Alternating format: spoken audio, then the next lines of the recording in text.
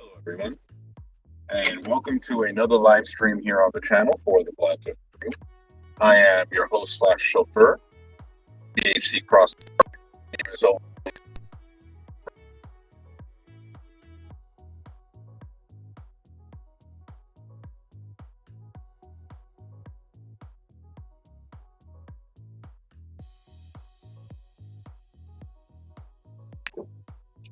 and it seems I'm having some stinky connection trouble. Hold on.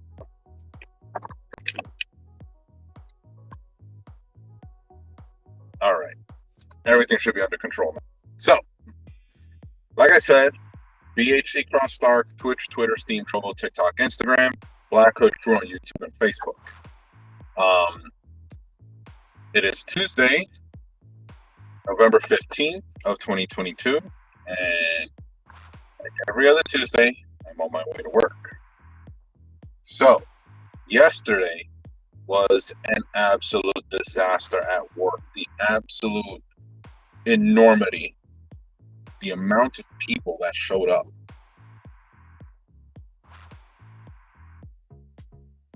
And on top of that, like to add insult to injury, the doctor that we had is a slow doctor. And by slow, I don't mean like they move very slowly, like they're 1,000 years old or something like that. Like, no, they're just slow in that they take their time when it comes to the patients that they see and when they see them. Then, to make things worse, the overnight doctor is even slower than the daytime one. We had people waiting there 3.5, almost 4 hours before they saw a doctor. Now, I'm going to tell you something right now that is going to make a lot of sense, but it's going to hurt some of you anyway. If you come to an emergency room,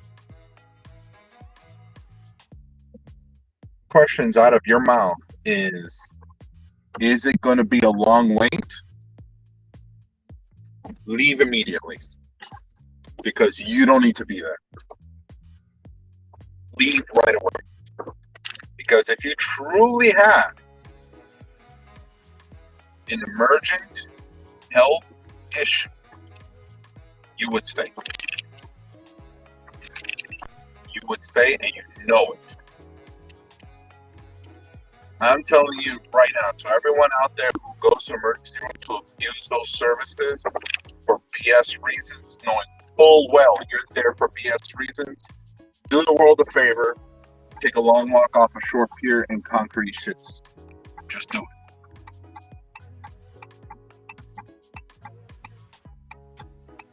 Because people like you are an actual drain on the system. The amount of people that we had come into the ER last night. Ask how long the wait was. And then actually act surprised when we told them to then turn around and leave. Those people were full of crap. Only the ones that stayed, that actually stayed for the almost 4 hour wait, actually had a legitimate reason to be there. And even then, it was debatable. Even then, it was debatable. I'm just saying, if you had an actual issue, you would stay. But most people leave because they don't want to wait. They don't like waiting. So they'll actually leave. People like that aren't worth it. They're not.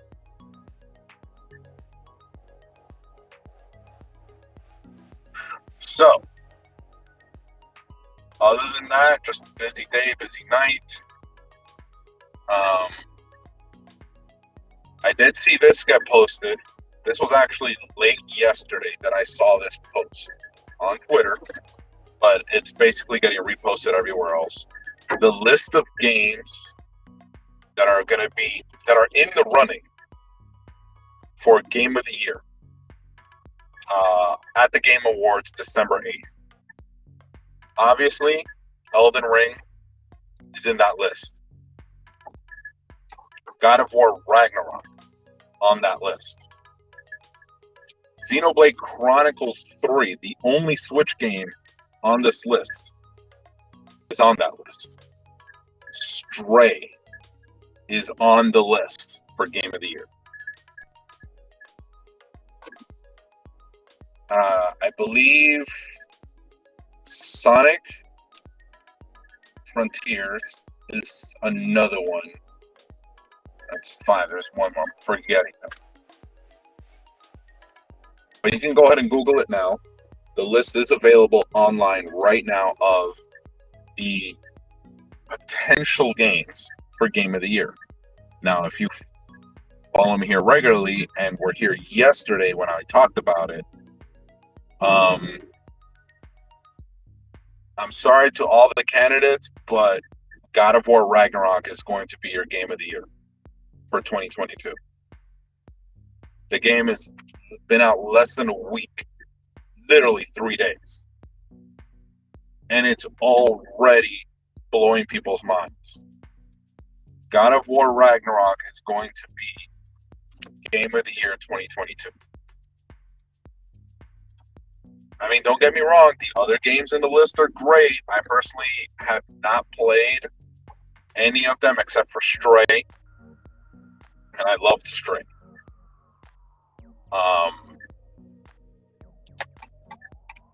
But going forward, God of War Ragnarok is the game to beat.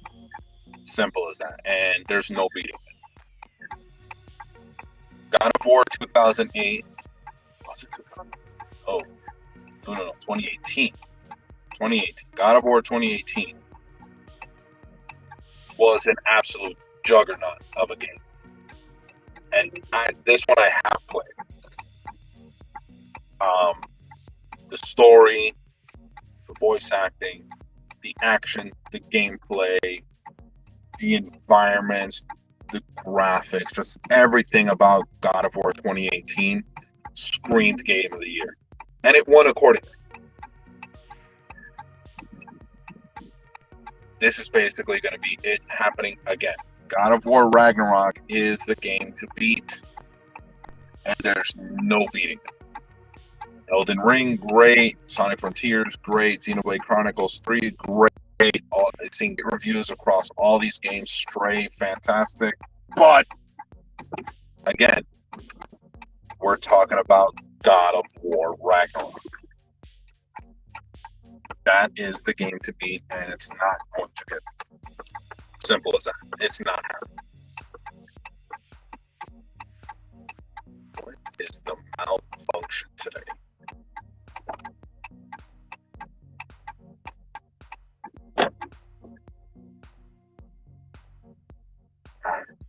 So yeah, God of War Ragnarok is the game to beat. There is no beating it. That's your Game of the Year 2022 at the Game Awards. God of War Ragnarok. If you have not seen gameplay, go ahead and Google it, YouTube it.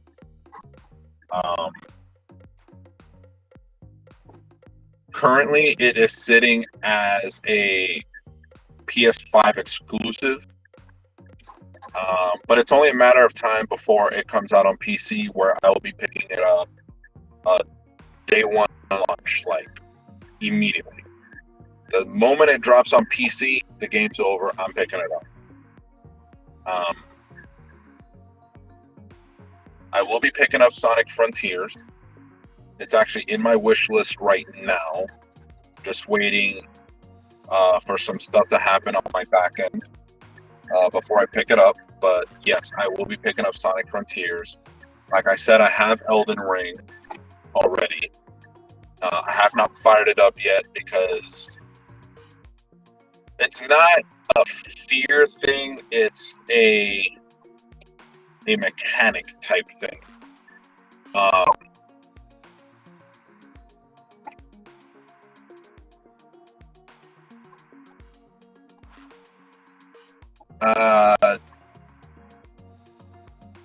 I mean, You're not wrong,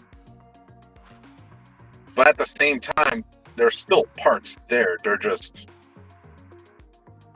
like you're performing a swap out when you use one of those. You're basically doing a swap out.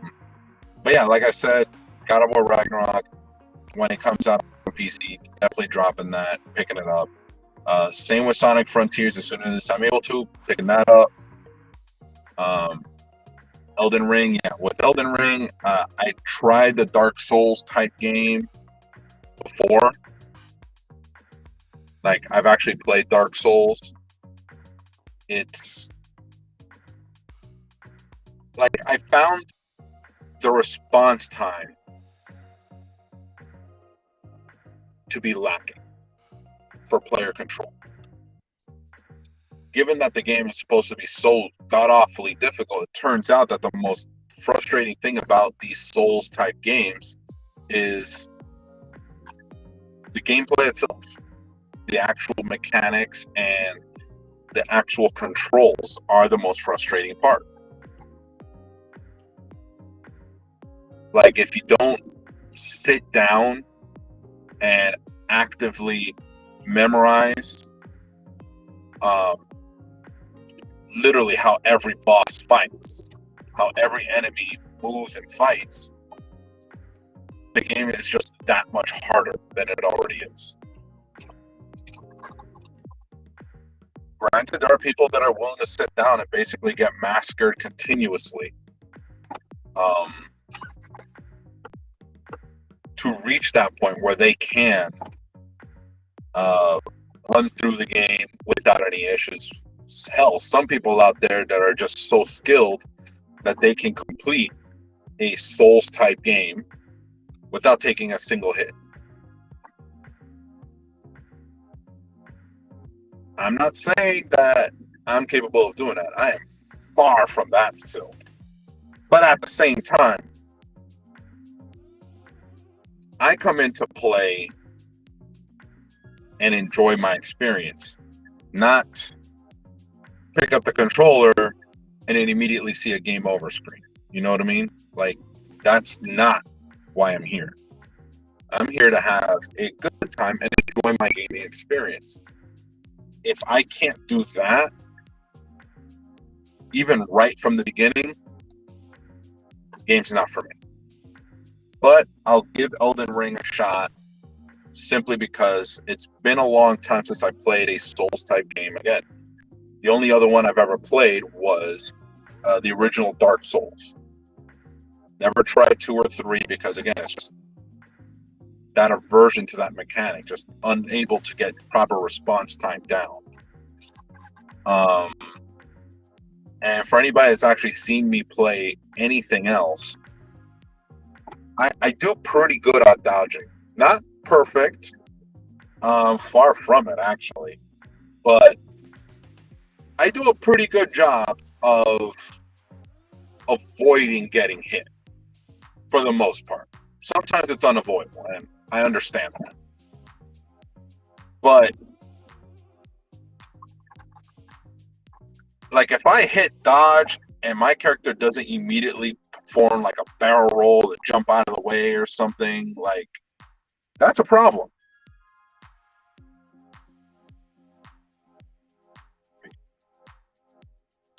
I didn't move.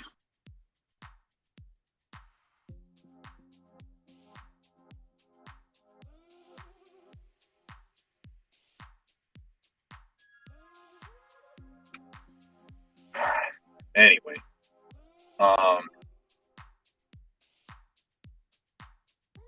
yeah, so that's really like a big thing for me. Like, if I press a button and because the character is already locked in one animation, whether it's an attack or block or something, and I take a hit because my character couldn't dodge at that time for whatever game mechanic reason, it's a problem. It's a problem. Great. Road work ahead. Where's the road work?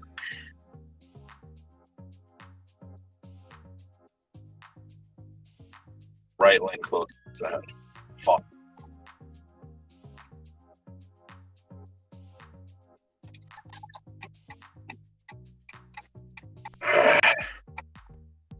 Traffic. People are trying to go left, and your dumbass is trying to come to the right. Absolute genius.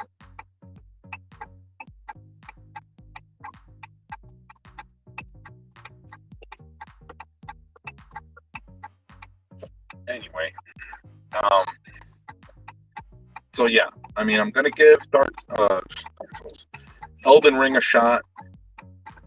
Not getting my hopes up that that mechanic has changed at all, especially from the gameplay I've seen.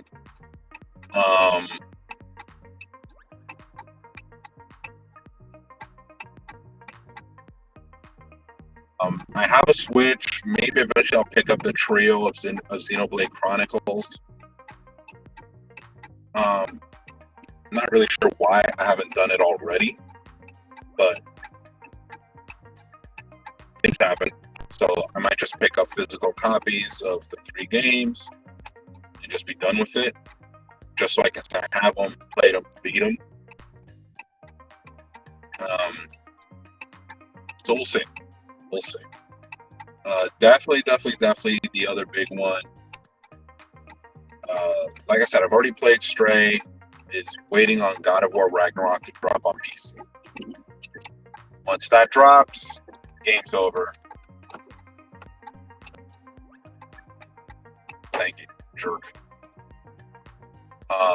That's going to be the big one to wait for. God of War Ragnarok when it drops on PC. And like I made mention before, when they dropped, not God of War 2018, but when they dropped Spider-Man, which I have, when they dropped Spider-Man on the PC, on Steam actually, you can believe it, they dropped, well, it wasn't dropped, but there was code in Spider-Man, actual game code, that led credence to at the Sony would be developing their own online game launcher, game store, something similar to Steam, Origin, Epic Games, like that type of environment, but solely for Sony titles or titles that only ever launched on the PlayStation platform. Is it going to be active? Like, are we going to see titles from the PlayStation 1, 2, 3, and 4 eras?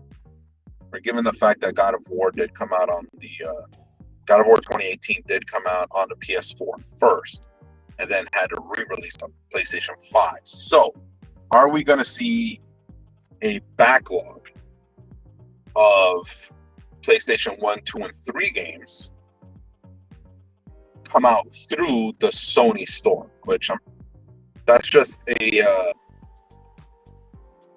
I'm pretty sure that's not even the official name, because it is official. Sony is developing their own version of that digital game environment launcher store for the PC, because again, like, not for nothing, with COVID how it was and the scarcity even now of getting your hands on a PlayStation 5, like, yeah, there's less and less people buying and playing games because buying PlayStation or Sony titles because they don't have the damn console to play it on. So the smart move is the transition to PC, which I've always said before, that's the end all be all. Eventually everything comes out on PC, because originally everything was developed on a computer. All the game assets, animations, 3D modeling work, level design, like all of that stuff is done on the PC first, and then ported over to a development version of whatever console is being made, whether it's an Xbox, a PlayStation, a Switch, or whatever. There's a dev console, which is really a PC with just the controller inputs to run these games and basically test them out to make sure they work, that they work on the hardware, that there's no issues, yada, yada, yada.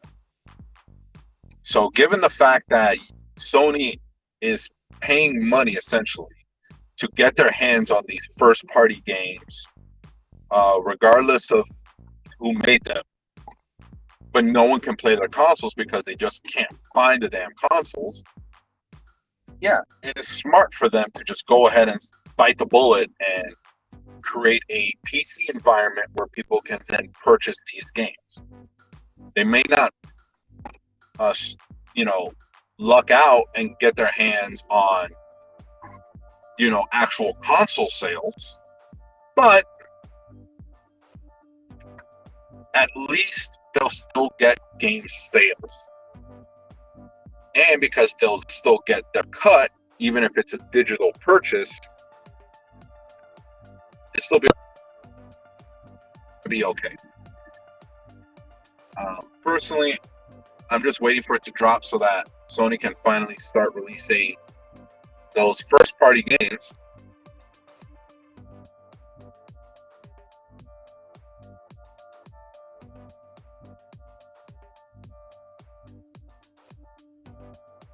Hoping for is simultaneous launches of first-party Sony titles, not only dropping on the PlayStation hardware, but then you're also getting a simultaneous release on the Sony digital platform on the PC. That's definitely what I'm hoping for, because it's definitely something that would benefit Sony immediately and in the long run. But it'll also give us PC users the opportunity to get our hands on games that normally we would not be privy to, because again, we can't get our hands on the PlayStation hardware, or we're just not really into console games.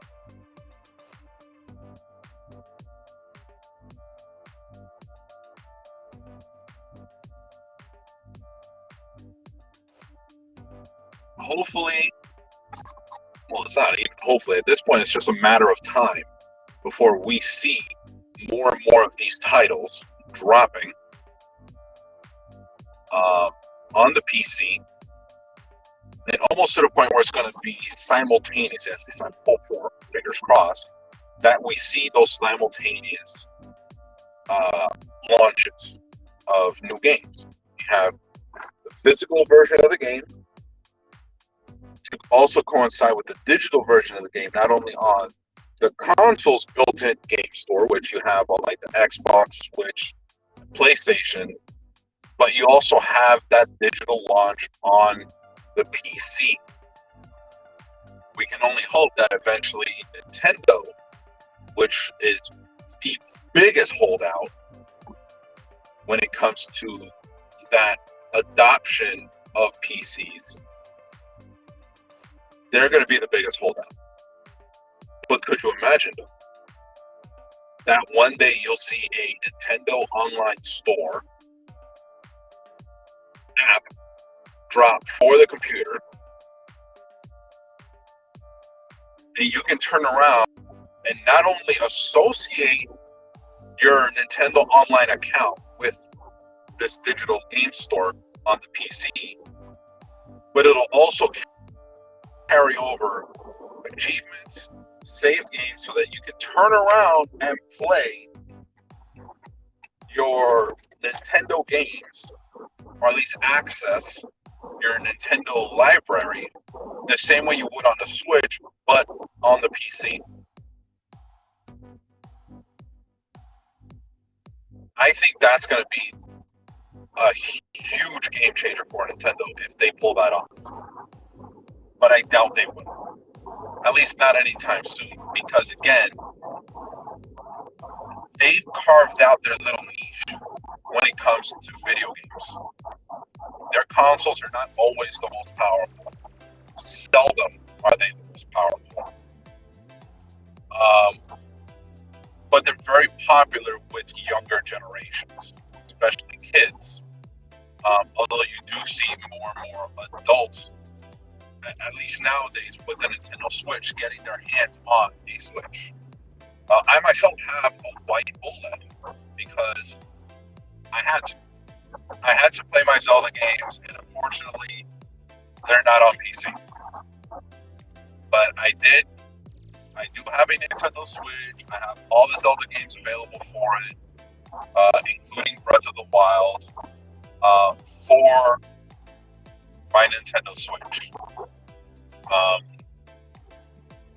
And when Tears of the Kingdom comes out, I will be picking that up as well because, come on, it's The Legend of Zelda, and it's another direct sequel, which doesn't happen too often to a Zelda game. I think the last time that we truly had a direct sequel to a Zelda game was possibly, I think, Phantom Hourglass. Takes place after Wind Waker. You can say Majora's Mask was a direct sequel to Ocarina of Time. Kind of. But you can say the same thing about Phantom Hourglass. So, there hasn't really been a direct sequel. Now, Wind Waker actually is a direct sequel to Ocarina of Time. And that is confirmed by the opening cinematic. It actually plays out the events of Ocarina of Time. And the fallout of the ending, where Link returns to the past. So that timeline where Ganondorf, the future timeline, where Link returns, so there's no longer a hero, that's the timeline that picks up on the Wind Waker. Ganon breaks out, the heroes nowhere to be found, and the goddesses flood the world, and then many years later, the events of Wind Waker take place. So I think that's really the only true direct sequel.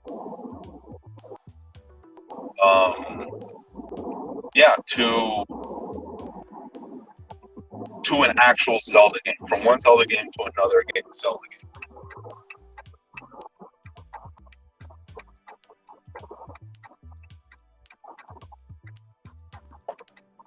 People don't know how to move. Jesus.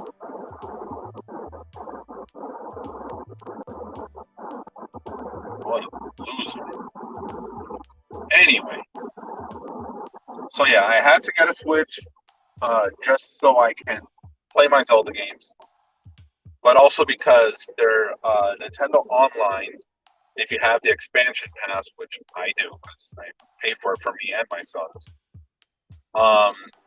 allows me access to a semi-decent backlog of titles that have released on Nintendo consoles, as well as Genesis. So yeah, plenty of games, plenty of Zelda games. I can now play through almost every Zelda game that has ever come out on a single console. The only ones I don't have access to are the Game Boy Advance, and DS titles. Come on, people, move. Those are the only ones I don't have access to. Because of, well, the DS is a hardware limitation issue. Because again, DS full screen. I actually have a 3DS, so I have a 3DS that I bought a long time ago. It was actually a gift, but I still have it. It still works. I actually just installed custom firmware on it, so I can run custom code. But now I ran into an old issue. The L button is finicky, so I got to get that fixed. Other than that, console works great. I was about to say great for no reason. Great.